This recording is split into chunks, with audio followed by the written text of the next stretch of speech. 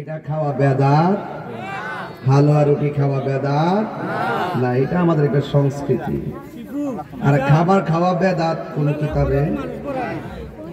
যারা এরকম ভাবে সবে বরাতে রাত্রে ইবাদত করা, রাত্রি জেগে ইবাদত করাকে বেদাত বলে, এবং যারা এই হালুয়া রুটি খাওয়াকে বেদাত বলে, এরা এভাবে যুগ যুগ ধরে প্রজন্মকে মিসগাইড করে আসছে। কথা বলেন ঠিক কিনা?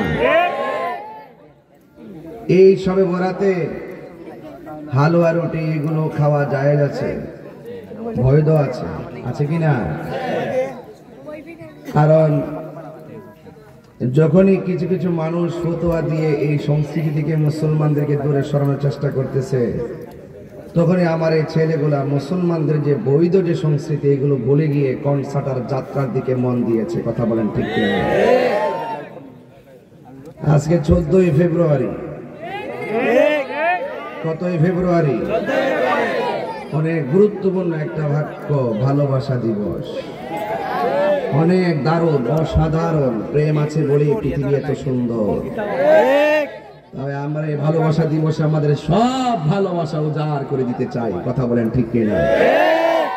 তবে ওই ভালোবাসায় কোনো বেহায়াপনা থাকবে না, ওই ভালোবাসায় কোনো অশ্লীলতা থাকবে না। আমরা একজন আরেকজনকে ভালোবাসবো, আনতা মা মান আহবাবতা, আমরা একজন আরেকজনকে ভালোবাসবো নবীর জন্য। কথা বলেন ঠিক কিনা? যে এই ভালোবাসার মাঝে কোনো বেহায়াপনা নাই, অশ্লীলতা নাই। আজকে আমার যুবকদের জন্য দোয়া করতেই মন চাচ্ছে। যে এই মুহূর্তে 14ই ফেব্রুয়ারি ফুলের তোড়া নিয়ে পার্কে পার্কে বসে অপেক্ষা করার কথা, কার জন্য যেন? আজকে সেই পোলাপানগুলো নবীর মহব্বতে খোলা আকাশের নিচে রাজা পরে রাজার বেশে এসে, বাবা এই ফুল দিয়ে দাগ লাগাইস না, লাগিয়ে থাকে ওই সাদা কাগজে লাগিয়ে উড়ে না। ভালোবাসা ঠিক আছে, এটাও ভালোবাসা। মারহাবা কম বাবারা আমার।